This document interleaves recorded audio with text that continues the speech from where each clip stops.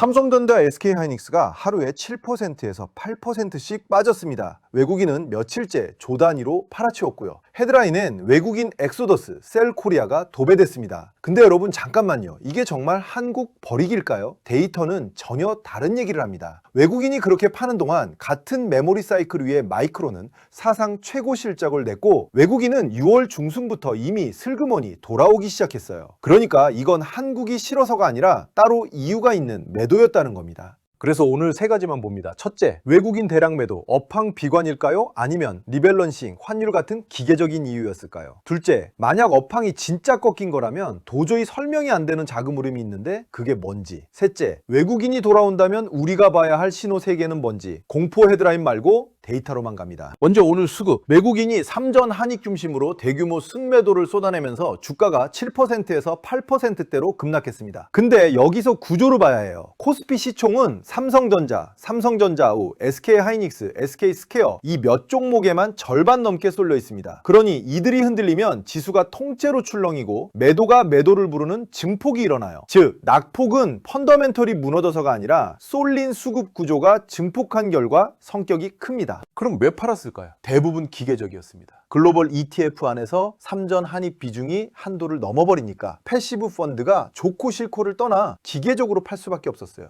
여기에 MSCI 선진국 편입 무산 보도, 원달러 환율이 1,500원 안팎까지 튄 것까지 겹쳤고요. 다만 여기서 안도할 한 줄, 이 강제 매도의 핵심이던 리밸런싱이 끝났습니다. MSCI 한국은 5월 말에, FTSE는 6월 19일에 종료됐어요. 그러니까 최소 8월, 9월까지는 패시브의 강제 매도 압박 자체가 사라진 겁니다. 자, 오늘의 진짜 그림 딱 하나만 가져가세요. 외국인의 대량 매도는 한국 이탈이 아니라 주가가 너무 올라서 생긴 리밸런싱 매도였다. 그 강제 매도는 끝나가고 업황과 실적은 멀쩡히 살아있다. 그렇다면 이 수급 공백은 오히려 눌림목 기회다. 매도의 정체는 한국 손절이 아니라 비중 조절이라는 거예요. 첫 번째 질문, 왜 주가가 오를수록 외국인은 더 팔았을까요? 잠깐 생각해 보세요. 보통 좋으면 사야 하는데 외국인은 오를수록 더 팔았어요. 답은 패시브 자금의 구조에 있습니다. 올해 삼성이 175%, 하이닉스가 308% 오르면서 이 두 종목이 ETF 안에서 차지하는 비중이 극단적으로 커졌어요. ETF에는 한 종목이 이 비중을 넘으면 안 된다는 한도가 있습니다. 그 한도를 넘으니까 기계적으로 팔아낼 수밖에 해요. 그 결과 외국인 지분율이 삼성은 52.4%에서 47.6%로 하이닉스는 53.8%에서 51.3%로 내려왔습니다. 둘 다 연중 최저예요. 규모로 보면 5월 7일부터 6월 11일까지 단 24거래일 동안 75조 5,689억 원을 순매도했습니다. 한국이 싫어서가 아니라 너무 올라서 비중을 줄여야 했던 거죠. 그리고 결정적 증거, 그렇게 팔던 외국인이 6월 11일 선물 옵션 동시 만기일인 4만여의 달을 기점으로 순매수로 돌아섰어요. 삼성전자는 11일, 12일, 18일에 사자로 전환했고 SK하이닉스도 한 달 넘게 팔다가 11일부터 사기 시작했습니다. 강제 매도가 끝나니까 바로 돌아온 거예요. 이게 바로 헤드라인 뒤에서 시장이 놓친 그림입니다. 두 번째 질문, 그럼 업황은요? 메모리는 진짜 꺾였나? 만약 정말 꺾인 거라면 설명이 안 되는 게 있어요. SK하이닉스 1분기 영업이익이 37조 6천억입니다. 영업이익률이 70%에 이르는 창사 이래 최고 수준이에요. 메모리 회사가 영업이익률 70%라니 이게 업황 꺾인 회사의 숫자입니까? 게다가 2분기 컨센서스는 62조 6천억, 1년 전보다 580% 늘어난 규모입니다. HBM 점유율은 60%대로 압도적 1위고 2026년 물량은 사실상 완판이에요. 거기에 메모리 3등 마이크론조차 가이던스를 500억 달러로 역대 최고 마진을 찍었습니다. 3등이 이 정도면 1, 2등은 말 다 한 거예요. 여기서 꼭 기억하실 게 있어요. 수급하고 업황은 완전히 별개의 축입니다. 외국인이 리밸런싱으로 판다고 해서 HBM이 안 팔리는 게 아니에요. 한쪽 축, 수급은 잠깐 눌렸지만 다른 축, 업황은 여전히 위를 보고 있습니다. 이 둘을 헷갈리면 안 됩니다. 물론 마냥 좋게만 보진 않겠습니다. 불안 두 가지. 하나, 환율 1,500원이 계속 외국인 매도를 부른다. 둘, HBM 가격 조정, 피크아웃이 진짜 시작됐다. 먼저 환율, 맞아요. 변수입니다. 다만 리밸런싱발 강제 매도는 6월 6월 19일로 일단락됐고 환율은 추세를 훼손할 조건이라기보단 단기 변수예요. 안정되면 오히려 외국인 복귀를 가속합니다. 둘째, HBM 피크아웃. 2026년 물량이 이미 완판 수준이고 1등의 가격 결정력이 유지되는 한 가격 조정 우려는 속도의 문제지 방향의 문제가 아니에요. 걱정거리는 있지만 강제 매도는 끝났고 업황은 살아있습니다. 방향성은 결국 위쪽이에요.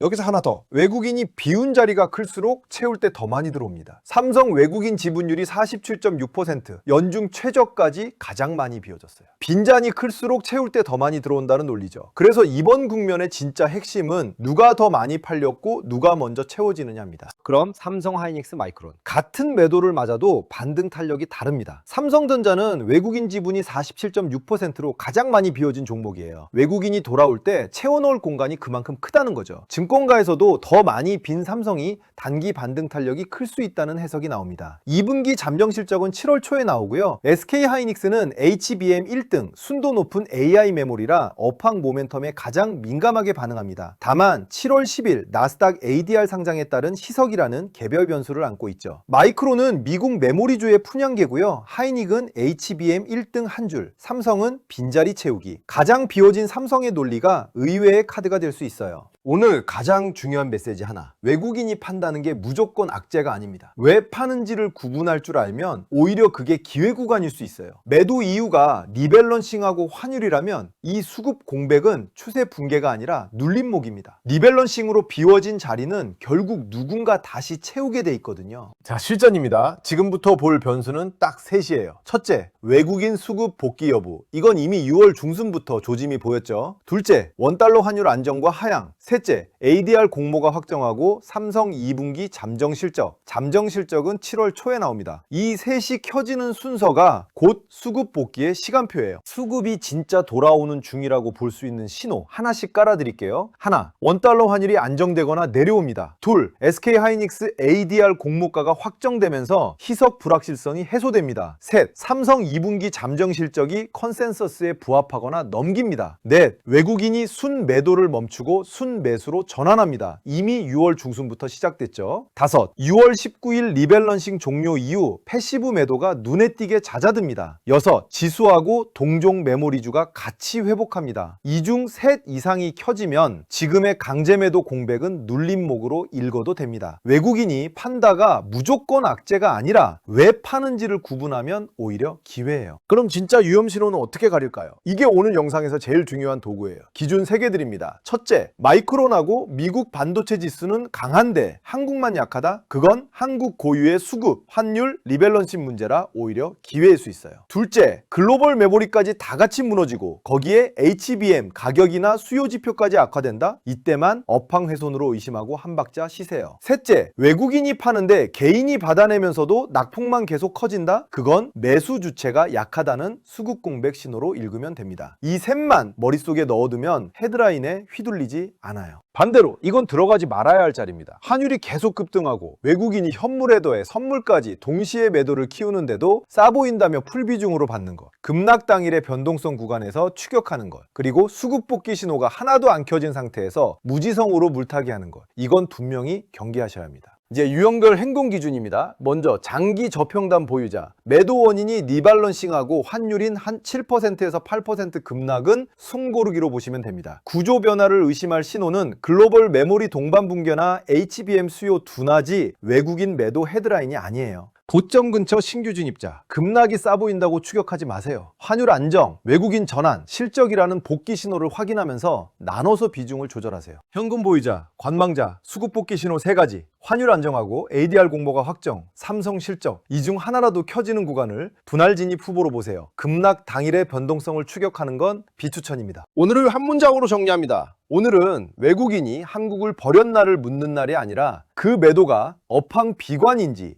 기계적 리밸런싱인지를 데이터로 가려내는 날입니다. 삼전 한익의 구조적 스토리는 깨진 게 아니에요. 우리가 할 일은 이게 강제 매도가 비운 공백 구간인지 진짜 추세 훼손인지를 환율, 글로벌 메모리, 실적 이 3가지로 직접 구분하는 것, 그게 전부입니다. 수급 복귀 신호 체크리스트하고 기계적 매도 대 업황 매도 구분표를 한 장으로 정리해뒀어요. 댓글에 체크리스트 남겨주시면 챙겨드릴게요. 구독하고 좋아요 눌러두시면 7월 초 삼성 잠정 실적하고 7월 10일 하이닉스 ADR 공모가 나오는 날 바로 점검해 드리겠습니다. 결국 판단은 본인 기준으로 하시는 거고 저는 그 판단을 도와드리는 거예요. 오늘도 끝까지 봐주셔서 진심으로